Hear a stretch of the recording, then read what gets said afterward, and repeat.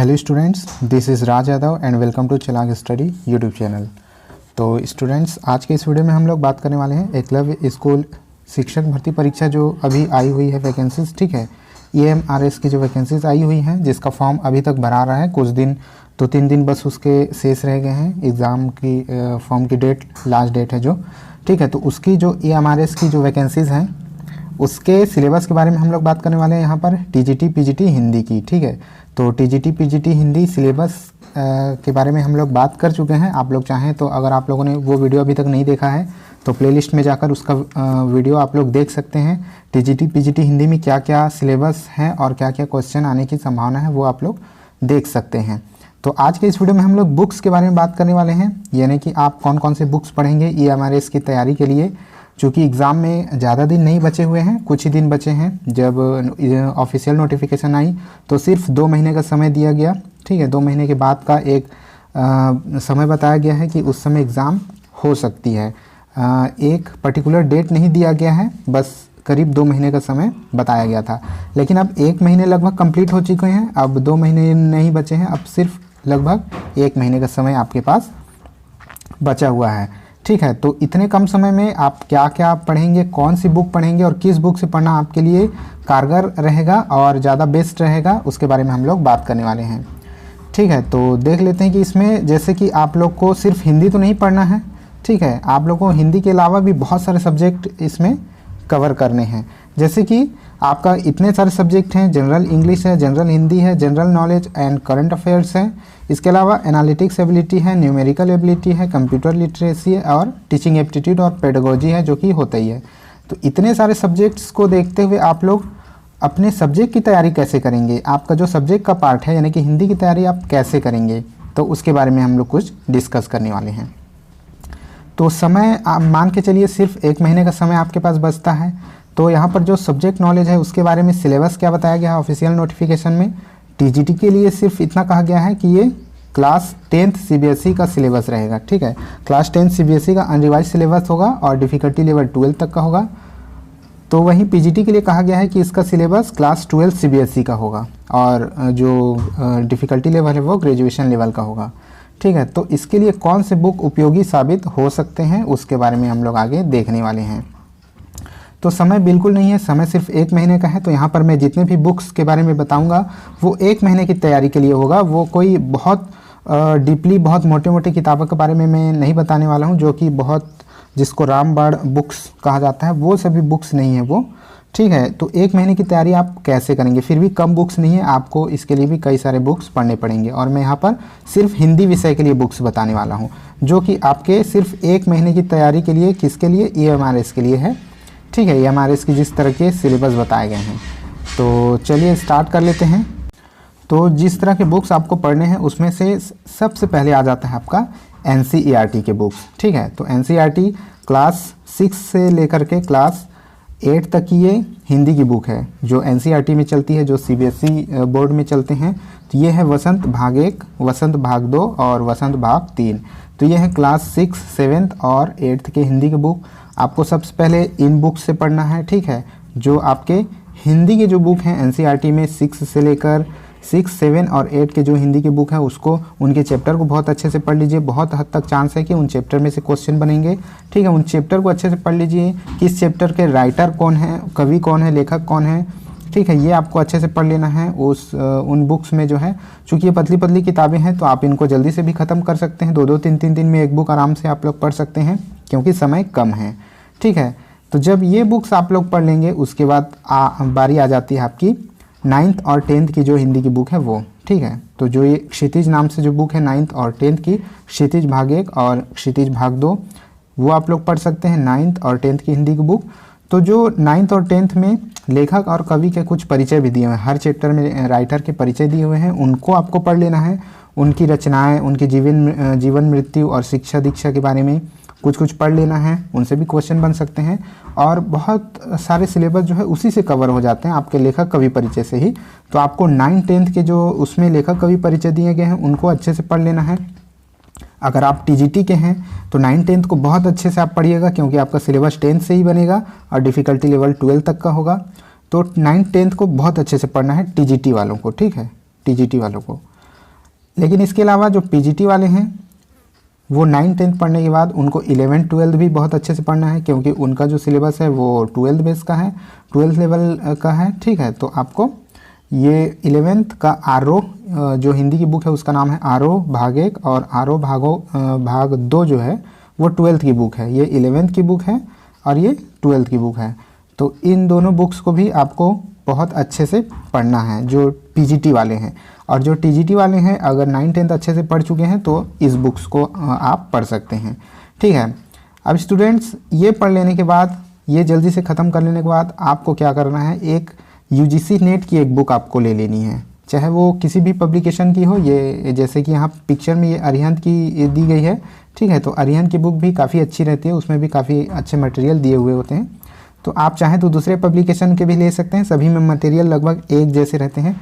तो नेट की बुक लेने से क्या होगा, नेट की बुक में जितने भी सिलेबस दिए हुए हैं उनको काफ़ी अच्छे ढंग से उसमें दिया गया रहता है, छोटा छोटा और सरल भाषा में। तो चूँकि आपकी 1 महीने की टाइम बची हुई है, तो 1 महीने में आपके लिए ये इतने सारे बुक ही पढ़ना दुभर हो जाएगा। इस वजह से आप इसको ले लीजिएगा, इसमें काफ़ी सारे आपका सिलेबस कवर हो जाएंगे। इसमें हिंदी साहित्य की जो विधाएं हैं, गद्य की विधाएं हैं, हिंदी भाषा का विकास है, हिंदी साहित्य का इतिहास है। ठीक है, उसके अलावा हिंदी उपन्यास, कहानी, कविता और जो साहित्य शास्त्र के जो प्रश्न आते हैं, साहित्य शास्त्र के, ठीक है, जो काव्य शास्त्र के प्रश्न आते हैं वो सभी इनमें बहुत अच्छे से दिए रहते हैं छोटे छोटे भागों में। ठीक है, तो हिंदी नाटक है, कहानी है, निबंध है, आत्मकथा, जीवनी और भी जितने भी विधाएं हैं सभी को इसमें छोटे छोटे हिस्से में ही दिए गए हैं। फिर भी ये काफ़ी मोटी किताब होती है, तो आप लोग अपने यूज़ के हिसाब से इसको लेकर के पढ़ सकते हैं, क्योंकि हर एक पार्ट का हिंदी के लिए अलग बुक आती है। इतिहास के लिए एक बहुत मोटी सी दूसरे राइटर की बुक आपको पढ़नी पड़ेगी, और अलग अलग चीज़ों के लिए, कविताओं के लिए अलग, काव्य शास्त्र के लिए अलग, व्याकरण के लिए अलग। तो इन सभी का समावेश इस हिंदी के नेट जीआरएफ की जो गाइड आती है उसमें दी हुई होती है। तो इतने कम समय में आप इसी को पढ़ सकते हैं, उतनी मोटी मोटी किताबें बहुत सारी आप नहीं पढ़ पाएंगे। आप आगे बढ़ जाते हैं। इसके बाद आपको क्या करना है, आप चाहें तो एक हिंदी साहित्य का एक इतिहास आप लोग पढ़ सकते हैं। एक बुक थोड़ी पतली रहती है ये बाकी बुक्स के मुकाबले। ये विश्वनाथ त्रिपाठी की एक बुक आती है, हिंदी साहित्य का सरल इतिहास। तो आप लोग इसको लेकर के पढ़ सकते हैं। हिंदी साहित्य को अगर अच्छे से पढ़ना चाहते हैं तो ये पतली सी किताब है। ठीक है, तो हिंदी साहित्य के लिए स्टार्ट करने के लिए ये किताब बहुत अच्छी होती है, इस वजह से आप इसको जल्दी से लेकर के पढ़ सकते हैं। आप इसको एक दिन में ही पढ़ लीजिए, वो आपके लिए ज़्यादा बेटर होगा अगर आप इसको लेते हैं तो। अब दोस्तों इसके बाद एक आपको बुक ले सकते हैं आप, एक हिंदी भाषा एवं साहित्य का वस्तुनिष्ठ इतिहास। तो ये इतिहास के लिए है, लेकिन इसमें क्या है कि ऑप्शनल क्वेश्चन रहते हैं जो मल्टीपल चॉइस एमसीक्यूज टाइप इसमें रहते हैं। हर एक चैप्टर को जो है एमसीक्यूज में इसमें दिया गया है, तो ये प्रैक्टिस के लिए आपके लिए बहुत अच्छी रहेगी। इसको भी लेकर के आप पढ़ सकते हैं। ये सरस्वती पांडे और गोविंद पांडे की बहुत ही फेमस बुक है। ठीक है, बहुत फेमस प्रसिद्ध बुक है और ये कारगर बुक भी है। तो आप लोग प्रैक्टिस के लिए इसको ले सकते हैं, इस बुक को। साथ ही साथ आपकी तैयारी भी हो जाएगी और प्रैक्टिस भी हो जाएगी। तो ये बुक आप ले करके पढ़ सकते हैं। अब इसके बाद जो अगली बुक बताने जा रहा हूँ वो है लुसेंट की सामान्य हिंदी। इसको आप अपने व्याकरण के लिए यूज़ कर सकते हैं। जो व्याकरण पोर्शन, चूँकि व्याकरण पोर्शन जो है आपके उसमें भी आएगा, जो मेन आपका सब्जेक्ट है, आपका टॉपिक है, उसमें भी आपका व्याकरण से रिलेटेड प्रश्न आएंगे। जो सामान्य हिंदी है उसमें तो आएगा ही आएगा, लेकिन जो आपका सब्जेक्ट का पार्ट है उसमें भी व्याकरण से आएंगे। तो आप इसमें से व्याकरण पढ़ सकते हैं इसमें से, क्योंकि समय कम है इसलिए मैं लुसेंट से पढ़ने के लिए बोल रहा हूँ। नहीं तो आपको व्याकरण के लिए भी अलग बुक खरीदनी पड़ जाती है ना, लेकिन चूँकि समय कम है तो आप इन सरल बुक्स का सहारा ले सकते हैं। ठीक है, अब आगे बढ़ जाते हैं। तो इतने कुछ बुक्स हैं, जितने भी बुक्स के मैंने नाम बताए उतने बुक्स से आपका काम चल सकता है, क्योंकि समय बिल्कुल भी नहीं है। समय 1 महीने का समय है, उसमें आप क्या क्या पढ़ेंगे आप खुद समझदार हैं। इस वजह से इतने सारे जितने भी बुक्स के मैंने नाम बताए, 6 से 8 तक की हिंदी, उसके बाद 9-10 की हिंदी, उसके बाद 11-12 की हिंदी, यानी कुल मिलाकर के कहा जा सकता है कि आपको 6 से लेकर के 12 तक की हिंदी की बुक पढ़ लेनी है। किसकी? NCERT की। ठीक है, अपने स्टेट बोर्ड की मत पढ़िएगा, NCERT की पढ़िएगा, वो आपके लिए ज़्यादा बेटर होगा। उसके अलावा आपको एक नेट की बुक खरीद लेनी है। नेट की बुक में जितने भी पोर्शन उनको हल्के हल्के से अच्छे से पढ़ लीजिएगा। ठीक है, उसके अलावा आपको अगर आप पढ़ना चाहते हैं तो एक हिंदी साहित्य का सरल इतिहास विश्वनाथ त्रिपाठी की, उसके अलावा एक वस्तुनिष्ठ इतिहास आप ले सकते हैं आपके प्रैक्टिस के लिए, और व्याकरण के लिए आप अपनी सामान्य हिंदी पढ़ सकते हैं। तो इतनी सारी बुक्स पढ़ के अपनी थोड़ी बहुत तैयारी कर सकते हैं। लेकिन जिन स्टूडेंट्स की तैयारी पहले से ही है, ठीक है, जिन स्टूडेंट्स की तैयारी पहले से ही बहुत अच्छी है, उनको क्या क्या बुक्स पढ़नी चाहिए इन 1 महीने के दौरान, वो तो ज़्यादातर अपने नोट्स बना करके ही रखे होंगे, वो अपने नोट्स ही दोहरा सकते हैं। लेकिन फिर भी अगर वो एक स्टेज आगे जाना चाहते हैं तो उनके लिए भी मैं इसके बाद एक और वीडियो, इस सीरीज़ में एक और वीडियो अपलोड कर दूंगा, उनके लिए क्या क्या बुक्स उनको पढ़ने में कारगर होंगे जो पहले से तैयारी कर रहे हैं वो।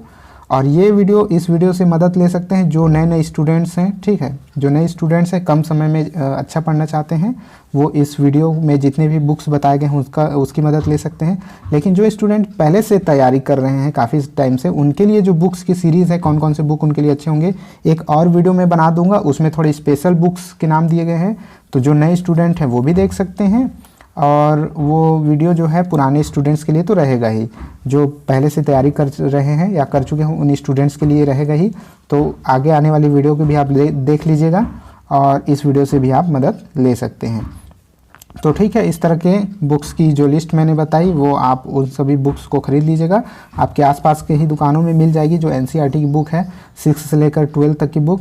और उसमें से जैसे कि मैंने बताया, लेखक और कवि का जो परिचय है उसको अच्छे से पढ़िएगा, उसके नोट्स बना लीजिएगा और उसको बार बार पढ़िएगा।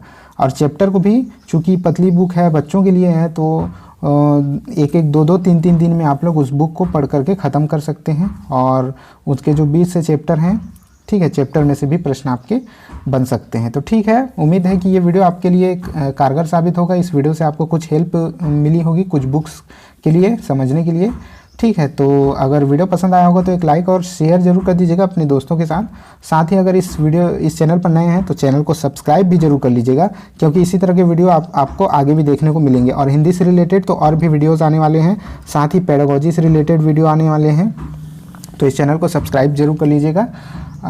ठीक है, तो इस वीडियो में बस इतना ही। अब मिलते हैं आपको नेक्स्ट वीडियो में, तब तक के लिए जय हिंद।